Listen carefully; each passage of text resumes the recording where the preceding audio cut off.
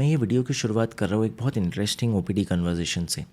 एक family I अपने 84 साल के दादाजी को लेके जो पेशेंट थे, और फैमिली का मेन कंप्लेंट था कि ये रात को जागते हैं, ऑलमोस्ट सारी रात जागते हैं, जिससे कई रिलेटिव्स को डिस्टर्ब हो रहा है, उनके बच्चों को, उनके पोतों को, और दिन भर सोते हैं।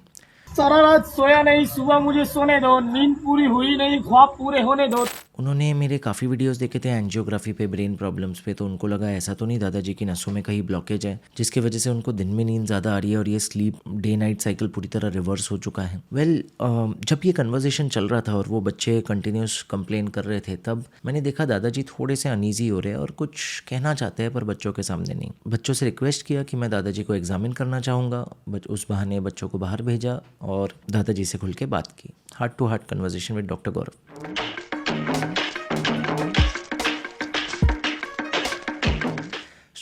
दादाजी ने बताया कि जब से दादी जी गुजरी है, उनका सहारा शाम के समय अल्कोहल ही था। दारू नहीं रे बाबा, दवाई है। मेरी खोपड़ी में कितना टेंशन है तेरे को मालूम क्या?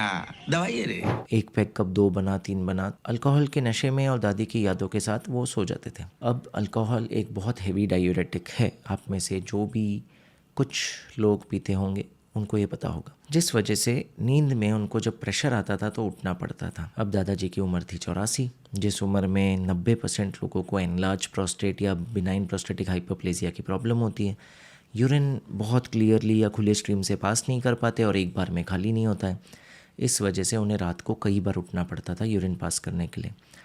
एवरेज नाइट में 4 से 5 बार हो जाता था। कभी कभी दादाजी ने बताया कि हर पौने घंटे में भी उठना पड़ता था। नींद तो बिल्कुल ही नहीं हो पाती थी, जब तक नींद आने लगती थी तुरंत वापस जाना पड़ता था। और ऑफ कोर्स अगर इंसान रात भर नहीं सोएगा तो सुबह उठ के नेचुरली सोएगा। लकीली सुबह उठ के वो ज़्यादा पानी नहीं पीते थे ताकि एटलीस्ट कुछ घंटे की नींद ले पाए सुबह के समय या दोपहर के समय, और फिर उठ के अपनी दिनचर्या शुरू करते थे। दादाजी के लैंग्वेज में उनकी लाइफ ऑलमोस्ट एक हेल बन चुकी है और वो इंतज़ार कर रहे हैं कि कब वो दादी जी के पास लौट जाए। लेकिन फिर हमने फैमिली को वापस बुलाया और उनसे डिस्कस किया कैसे ये प्रॉब्लम ब्रेन या न्यूरोलॉजी की नहीं बल्कि पेशाब की थैली और यूरोलॉजी की है, और उन्हें बताया कि दादाजी को प्रोस्टेट के ट्रीटमेंट की ज़रूरत है। कुछ मेडिसिन्स दी, 3 से 4 हफ्ते बाद वापस आए कि प्रॉब्लम पहले से बेहतर तो है लेकिन अभी भी कुछ हद तक परसिस्टेंट है। ठीक है, शायद 6 बार नहीं उठते हैं बट 3-4 बार फिर भी हो जाता है। अगेन रिलीफ है पहले से, बट क्या कोई और ड्रास्टिक इम्प्रूवमेंट नहीं कर सकते हैं? तब हमने उनको यूरोलॉजी ऑप्शंस के बारे में बताया, कैसे एक दूरबीन से सर्जरी करके उसको ट्रीट किया जा सकता है। पर दादाजी इसके अगेंस्ट थे, फैमिली अगेंस्ट थी। माँ खराब हो जाएगा, मैं माँ अम्मा बहन पे आ जाऊंगा मैं इनकी। दादाजी को ब्लड थिनर्स चल रहे थे तो यूरोलॉजिस्ट भी बहुत ज़्यादा एक्साइटेड नहीं थे इस ऑप्शन को लेकर। तब हमने बात चलू कि हमारे आधुनिक इंटरवेंशन प्रोस्टेट आर्टरी एम्बोलाइजेशन के बारे में। लेकिन सीधा मैं आपको ये प्रोसीजर के बारे में बताऊँ इसके पहले, आप में से जिन लोगों के लिए ये टॉपिक नया है कि स्पेशली घर में अगर किसी सीनियर सिटीज़न को ऐसी प्रॉब्लम्स आ रही है, स्पेशली पुरुषों को, तो ये प्रॉब्लम क्या है उसके बारे में थोड़ा सा बात करते हैं, फिर मैं आता हूँ इस इंटरवेंशन पे। तो वीडियो के अंत तक ज़रूर जुड़े रहें। बिनाइन प्रोस्टेटिक हाइपरप्लेजिया यानी कि प्रोस्टेट या गदूद का सूजना, ये उम्र के साथ साथ कॉमन है। प्रोस्टेट या गदूद एक छोटा सा अखरोट जितना ऑर्गन है जो पेशाब की थैली के बेस पे होता है। सारी ज़िंदगी ये काम करता है सिक्रीशंस प्रोड्यूस करने के लिए, ताकि आपके सीमेन, आपके स्पर्म्स को एक अच्छा लिक्विड मीडियम मिले ट्रैवल करने के लिए। उम्र के साथ साथ ये बढ़ने लग जाता है। अखरोट जो कि 20 ग्राम से भी कम साइज़ या वॉल्यूम का होता है, 20 सीसी से कम, वो कुछ पेशेंट्स में हमने देखा है 120 ग्राम, 300 ग्राम तक हमने देखा है कई केसेस में। एंड रेयर केसेस में अगर आप केस रिपोर्ट्स में जाओगे तो 1000 ग्राम या 1 किलो के प्रोस्टेट्स भी डॉक्यूमेंटेड या रिपोर्टेड है, जिनके लिए रेडिकल ऑपरेशंस किए गए हैं उसे श्रिंक करने के लिए। अब क्यों उम्र के साथ साथ ये बढ़ जाता है? स्पेशली 50 साल के ऊपर देखेंगे तो 50% पुरुषों का ये बड़ा होता है, 80 साल के ऊपर देखेंगे तो 90% पुरुषों का ये बढ़ जाता है। तो अगर आपको लग रहा है कि आप अभी यंग हो और आपको ये प्रॉब्लम कभी नहीं आने वाली है, तो 90% चांस है कि अगर आपकी ज़िंदगी नॉर्मल है तो आप ये फेस करोगे। तो बहुत ज़्यादा फ्यूचर प्लानिंग हो गई, पर जुड़े रहो, क्या पता काम आ जाए। ये बढ़ता कई कारणों की वजह से है। कई बार हमें पूछा जाता है कि ऐसा क्यों होता है। उम्र के साथ साथ ऑफकोर्स एक नेचुरल एजिंग प्रोसेस है कि ये बढ़ता है। कई बार जेनेटिक्स की वजह से कुछ पेशेंट्स में टेंडेंसी ज़्यादा होती है, और हॉर्मोन्स का मेजर रोल है कैसे टेस्टोस्टेरॉन, डायहाइड्रोटेस्टोस्टेरॉन और एस्ट्रोजन ये हार्मोन्स और इनको इंटरलिंक करते हुए कुछ एंजाइम्स जैसे एरोमेटेज की मात्रा बढ़ जाती है उम्र के साथ, और ये फैक्टर्स होते हैं। Of course diet, obesity, sedentary lifestyle, ऐसे कई सारे फैक्टर्स बताए गए लाइफस्टाइल में भी जो इसको इम्पैक्ट करते हैं। कैसे पहचानें कि आपके घर पे अगर दादाजी या नाना जी है या पिताजी भी है और उनको ऐसे कुछ क्या लक्षण आएंगे जिससे आपको पता चले कि उनका प्रोस्टेट या गदूद बढ़ रहा है। हमेशा स्लीप वेक साइकिल नहीं डिस्टर्ब होती है तो समझते हैं। देखिए, गदूद या प्रोस्टेट पेशाब की थैली के बेस पे है और जब वो बढ़ जाता है वो पेशाब का रास्ता यानी कि यूरिन पाइप को जकड़ लेता है, जिस वजह से यूरिन करना आसान नहीं होता। कई बार सिम्टम आता है कि पेशेंट यूरिन शुरू नहीं कर पा रहा है आसानी से। आप फ्लाइट के बाद जब आप देखते हो कि कई पुरुष एक साथ भाग रहे हैं मेंस वॉशरूम में, आप नोटिस करोगे कि कैसे हर यूरिनल के सामने लाइन लग गई है पर एक पर्टिकुलर लाइन पूरी थमी हुई है, क्योंकि एक अंकल जी है जिनको बहुत समय लग रहा है यूरिन शुरू करने के लिए। वो इसलिए है क्योंकि उनका प्रोस्टेट एनलार्ज्ड है। प्लीज़ उन्हें पुश या जज मत कीजिए, बाकी यूरिनल्स पे शिफ्ट हो जाइए, उन्हें अपना समय लेने दीजिए। सेकेंड प्रॉब्लम, अगर स्टार्ट हो जाए तो धार जो है वो जवानी की तरह तेज़ नहीं है, वो बहुत ही धीमी और पतली आती है क्योंकि उसे एक नैरो पैसेज से गुजरना है जो प्रोस्टेट ग्लैंड जकड़ के बैठा हुआ है। थर्ड प्रॉब्लम, जब पेशाब खत्म हो जाए हमेशा ऐसी फीलिंग आती है कि शायद पूरा खाली नहीं हुआ है, इनकम्प्लीट एम्प्टिंग की फीलिंग। और जायज़ है क्योंकि पूरा टाइम प्रोस्टेट की वजह से पेशाब का ज़ोर इतना कम था तो इतना प्रेशर ब्लैडर के मसल्स, पेशाब की थैली के मसल जनरेट नहीं कर पाए कि वो सारा यूरिन खाली कर पाए। कई बार जैसे हमने वो लाइन वाली बात की, एक कॉन्शियस हो जाता है इंसान की इतनी देर लग रही है, 2 मिनट 3 मिनट हो गए तो let me and and prematurely go out. अब सोचिए कितना चिंताजनक है कि जब भी आपको यूरिन पास करना पड़े, शुरू करने से लेके मेंटेन करने तक और अंत करने के बाद भी कुछ ना कुछ अजीब सिम्टम्स या लक्षण आ रहे हैं। इसके बाद ये स्टोरी यहाँ ख़त्म नहीं होती क्योंकि पेशाब पूरा खाली नहीं हुआ है, इसलिए कुछ ही घंटों में वापस जाना पड़ता है, कभी कभी कुछ ही मिनटों में। एंड यही सिलसिला रात को भी नहीं थमता, तो इसलिए रात को भी बार बार उठना पड़ता है, हमारे कहानी के मुख्य कैरेक्टर मेरे ओपीडी पेशेंट की तरह। अब ये सारे सिम्टम्स अगर हम नज़रअंदाज करते हैं और सोचते हैं कि ठीक है ये तो एज रिलेटेड प्रोसेस है, क्या ज़रूरत है इस उम्र में 84 साल की उम्र में ट्रीटमेंट की, तो कभी कभी ये गंभीर रूप ले सकती है क्योंकि पेशाब के थैली को कंटिन्यूस जोर करना पड़ रहा है और वो भी आखिरकार एक मसल है।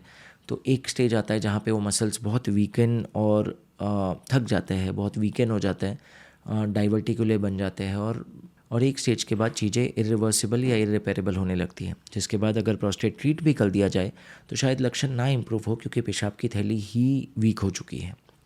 इसके अलावा क्योंकि बार बार पेशाब बच रहा है और हम जानते हैं जब पानी बहता नहीं है, थम जाता है, तो कैसे इन्फेक्शन हो सकता है, तो इसलिए बार बार ये पेशेंट्स को यूटीआईज़ या इन्फेक्शन होने लगता है, जो अगेन एक बहुत चिंताजनक विषय है। तो ऐसा क्या करें कि ये प्रॉब्लम सॉल्व हो जाए, इंक्लूडिंग हमारे पेशेंट, और अगर आप में से कोई इस चीज़ का पेशेंट है या कोई रिलेटिव इस चीज़ का पेशेंट है जिससे ये प्रॉब्लम हमेशा के लिए क्योर हो जाए या कई सालों के लिए बेटर हो जाए।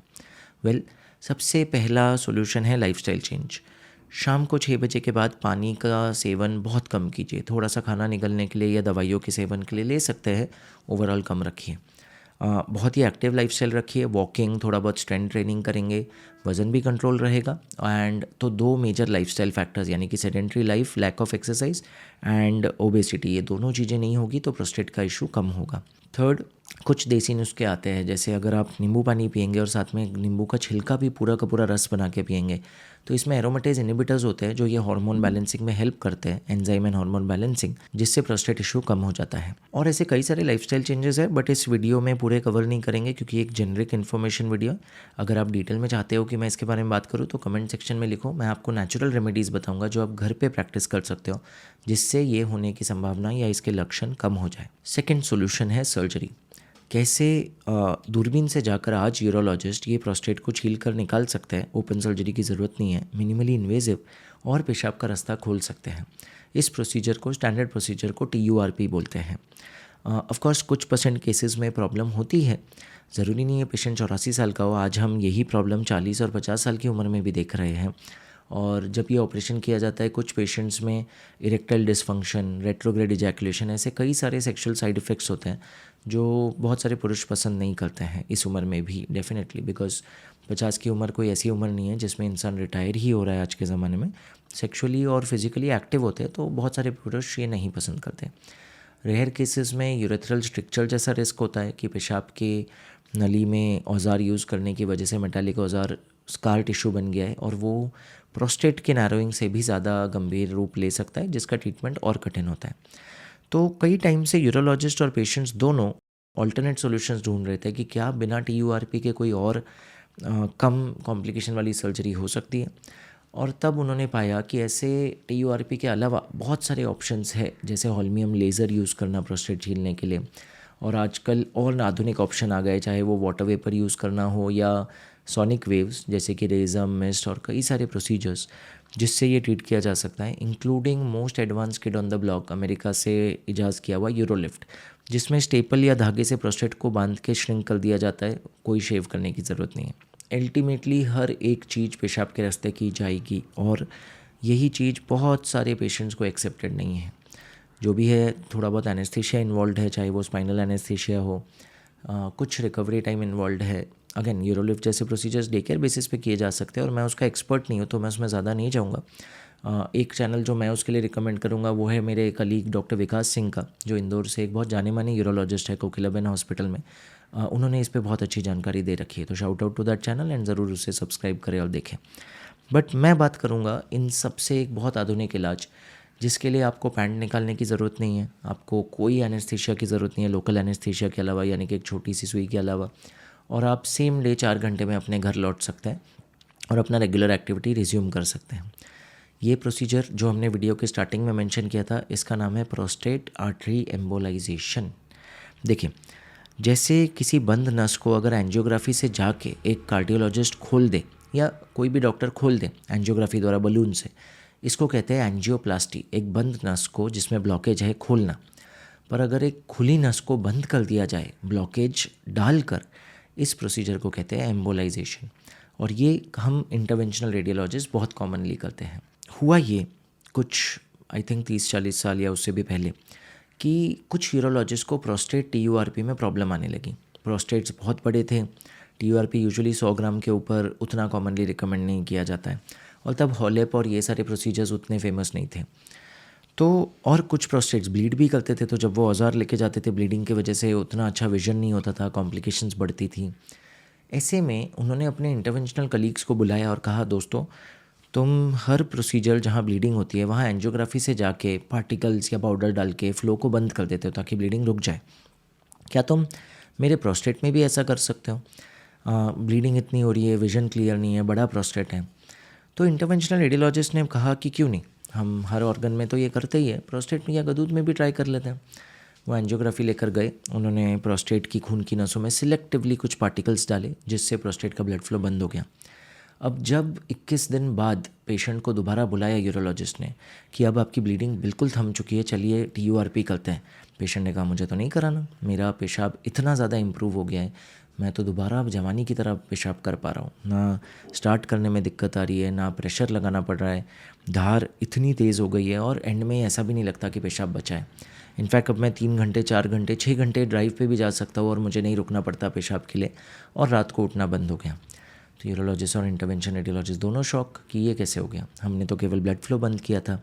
पर जब MRI, CT स्कैन या अल्ट्रासाउंड कराया तो पाया कि जो प्रोस्टेट 120 ग्राम का था वो श्रिंक होकर 40-45 ग्राम का हो चुका है। जिसका मतलब क्योंकि प्रोस्टेट का ब्लड फ्लो बंद कर रहे हैं, प्रोस्टेट का काफ़ी एरिया डेड हो जाता है और श्रिंक हो जाता है। अब ये बात इंटरवेंशनल रेडियोलॉजिस्ट को रेट्रोग्रेड लगा कि सेंसिबल है, क्योंकि हम सेम एम्बोलाइजेशन बहुत सारे कैंसर्स, ट्यूमर्स में करते हैं जिसके बाद हम उम्मीद करते हैं वो श्रिंक हो जाए, तो प्रोस्टेट में ऐसा क्यों ना हो। यही कंसेप्ट यूज़ करके कई स्टडीज़ सामने आई जहाँ पे प्रोस्टेट एम्बोलाइजेशन एक BPH के ट्रीटमेंट के लिए किया गया। इनफैक्ट आज हमारे पास इतना सारा रैंडमाइज ट्रायल्स है जिसमें आधे पेशेंट्स का BPH किया गया और आधे पेशेंट्स में TURP या कोई भी गोल्ड स्टैंडर्ड इन्वेस्टिगेशन और गोल्ड स्टैंडर्ड ट्रीटमेंट, और हर केस में पाया गया कि PAE प्रोस्टेट एम्बोलाइजेशन इन्फीरियर नहीं है और मैं आज भी किसी से कम नहीं हूँ। IPSS स्कोर गिर जाता है, यानी कि पेशेंट के लक्षण बहुत इंप्रूव हो जाते हैं और एडवांटेजेस बहुत सारे हैं। आप जब ये प्रोसीजर के लिए आएंगे आपको एक cath lab table angiography suite में लिटाया जाएगा, छोटी सी हथेली पे छोटी सी सुई से सुन किया जाएगा। एक तार को एंजियोग्राफी गाइडेंस में ले जाया जाएगा जिसका डायमीटर ऑन एन एवरेज वो ट्यूब का माइक्रो कैथेटर का 0.4 मिलीमीटर होता है, जिससे हम जाके प्रोस्टेट आर्टरी में ले जाते हैं। उसमें से बहुत छोटे छोटे पार्टिकल्स या पाउडर इंजेक्ट किया जाएगा जो प्रोस्टेट का ब्लड फ्लो बंद कर देंगे। एवरेज साइज़ 100 से 300 माइक्रोन या माइक्रोमीटर इन डायमीटर, इतने पतले पाउडर्ड पार्टिकल्स, क्योंकि ये फ्लो बंद हो जाएगा। मैक्सिमम केसेस में प्रोस्टेट डेड हो जाना चाहिए और धीरे धीरे 10 से 21 दिन में बहुत चेंज दिखना चाहिए। खैर, प्रोसीजर पे वापस आते हैं। ये करने के बाद पेशेंट के सारे औजार निकाले जाएंगे हथेली में से। छोटा सा एक ब्रेसलेट लगाया जाएगा जो 2 से 4 घंटे में निकाल कर पेशेंट को घर भेजा जा सकता है। हमारे पेशेंट्स प्रोस्टेट एम्बोलाइजेशन के बाद टेबल से उतर के हमारे साथ आकर बैठते हैं, लाइव स्कैन देखते हैं कि हमने कैसे किया था, पूरा रिकॉर्डेड एंजियोग्राफी इमेजेस जब हम उनके रिश्तेदार को भी सेम दिखाते हैं, और अपने वार्ड में हंसते हुए जाते हैं ये सोचकर कि क्या सच में ये कोई ऑपरेशन था जिसमें मैं पूरा टाइम डॉक्टर से बात कर रहा था। उतरने के बाद मैं खुद अपना स्कैन देख रहा हूँ और अभी वार्ड में चलते हुए जा रहा हूँ। इतना मिनिमली इन्वेजिव, एडवांस्ड और ज़ीरो रिकवरी पीरियड का ये प्रोसीजर है जिसमें ना कोई ब्लेड का यूज़ है और डेफिनेटली कोई टाका या स्कार की ज़रूरत नहीं है। 3 दिन बाद शायद आपको दिखेगा भी नहीं कि हथेली में आपने कहाँ से किया था ये एम्बोलाइजेशन। ये टॉपिक कंक्लूड करने के लिए हमारे जो 84 साल के पेशेंट थे उनको इस टेक्निक से बहुत लाभ हुआ। 21 दिन बाद उन्होंने बताया कैसे उनको अब रात को उठना ही नहीं पड़ता है। ऑफकोर्स उन्होंने लाइफस्टाइल भी चेंज किया, थोड़ा वॉक और एक्सरसाइज चालू किया, बेसिक चेयर स्क्वाट्स और चेयर योगा अपने कुछ कलीग्स के साथ पार्क में, और रातों को पीना बंद कर दिया और पानी का सेवन भी कम कर दिया, जितना दवाइयों और खाने के बाद ज़रूरी था उतना। अब वो जल्दी सोते हैं, जल्दी उठते हैं और सिर्फ दिन नहीं गिन रहे, उनकी काफ़ी हैबिट्स इंप्रूव हो गई। तो दोस्तों, इनके स्टोरी से, जो कि एक रियल इंस्पायर्ड स्टोरी है from one of my real patients, मैं एक मैसेज देना चाहूँगा कि अगर घर पे कोई व्यक्ति है जिसे इमोशनल, फिज़िकल प्रॉब्लम्स और लक्षण से गुजरना पड़ रहा है, सिर्फ चिंतित होके या स्ट्रेस होके कि ये इनके साथ क्या हो रहा है, ये क्यों ऐसा कर रहा है, आप समझने की कोशिश कीजिए उसका रूट कॉज क्या है और उनकी हेल्प करने की कोशिश कीजिए, वो रूट कॉज पे डील करके, ना कि सिर्फ डांट कर या उनके सिम्टम्स पे फोकस करके। ये मैसेज ने बहुत हेल्प की और आप ये हेल्प करेंगे हमें ये मैसेज वायरल करने में, ताकि बहुत सारे सीनियर सिटीजन्स की हेल्प हो। ऐसा नहीं है कि सिर्फ मैं ये कर रहा हूँ, इंडिया में कम से कम 100 इंटरवेंशनल रेडियोलॉजिस्ट है जो आज प्रोस्टेट एम्बोलाइजेशन करते हैं। हर सेंटर हाई वॉल्यूम सेंटर नहीं होगा, बट बहुत सारे सेंटर वेल इक्विप्ड है ये परफॉर्म करने के लिए। तो अगर आप ये लाभ उठाना चाहते हैं, नज़दीकी इंटरवेंशनल रेडियोलॉजिस्ट से मिले, और ऑफकोर्स अगर कोई जानकारी नहीं मिल रही है, आपके सिटी में नहीं है, तो आप नीचे दिए गए कॉन्टैक्ट नंबर पर ज़रूर संपर्क करें। सुरक्षित रहिए, सशक्त रहिए।